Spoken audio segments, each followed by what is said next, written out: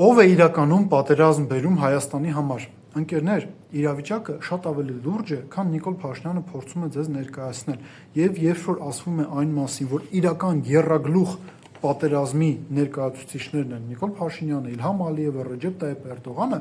սա իրական վառ ապացույցներ է ստանում, իրենք ներքաշում են Հայաստանը մի աշխարհաքաղաքական գործընթացի մեջ, որտեղ մենք կարող ենք հայտնվել պատերազմում։ Եկեք կարդանք Ռուսաստանի Դաշնության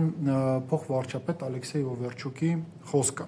որովհետեւ դուք հասկանաք ինչի մասին է խոսքը։ Ինչ է ասում Ռուսաստանի Դաշնության այս բարձրաստիճան պաշտոնյան։ Մենք չենք կարող իրականացնել ֆինանսավորում մի երկրի, որը տեսնում է իր ապագան Եվրամիության կազմում, որը պատրաստվում է Ռուսաստանի Դաշնության հետ պատերազմի։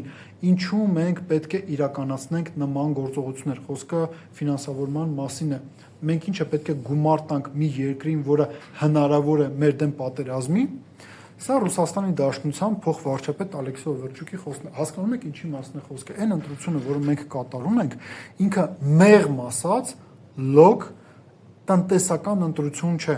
Սա շատ լուրջ աշխարհաքաղաքական ընտրություն է եւ պատկերացրեք, թե ոնց են Ռուսաստանում այս ամեն ինչը անկալում։ Ռուսաստանյան անկալումների մասին նաև մենք սա էլ պետք է արձանագրենք, հասկանանք։ Ռուսաստանում ապրում է 2-ից 3 միլիոն հայ։ Իսկ ինչ են իրենք մտածում ընդհանրապես այս ամեն ինչի վերաբերյալ Հայաստանում ընտրությունների մասին, եթե մարդիկ չեն կարողանում գալ Հայաստանում ընտրություններին մասնակցել, ինչ են իրենք հորդորում, խնդրում իրենց բարեկամներին։ Վստահաբար կարելի է ասել նաև հետևյալը. նույն մոտեցումը ունեն նաև Եվրոպայում ապրող հայերը, Ամերիկայի Միացյալ Նահանգներում ապրող հայերը։ Մենք հիմա մի քանի տեսանյութ ձեզ հետ կդիտենք, որտեղ դուք կտեսնեք ոնց են մարդիկ վերապրում Հայաստանում կատարվողը, Հայաստանի խնդիրները եւ ոնց են տեսնում Հայաստանի ապագան։ Հենց նմանատիպ տեսանյութեր տեսնեք Եվրամիության մեր բարեկամներից, հայերից, որոնք ապրում են ԵՄ-ում կամ Ամերիկայի Միացյալ Նահանգներում, ուղարկեք այդ ամեն ինչը, միասին կդիտենք, կնայենք։ Մենք շատ վտանգավոր կետի ենք հասել եւ մենք այս ամեն ինչի հետևանքները պետք է լավ գիտակցենք։ Դա համար ցեզ մի բան խնդրանք, հորդորանքը դուրս եկեք այդ օրը հունիսի 7-ին եւ գնացեք քվեարկեք։ Դուք պարտավոր եք ձեր ձայնը տալու։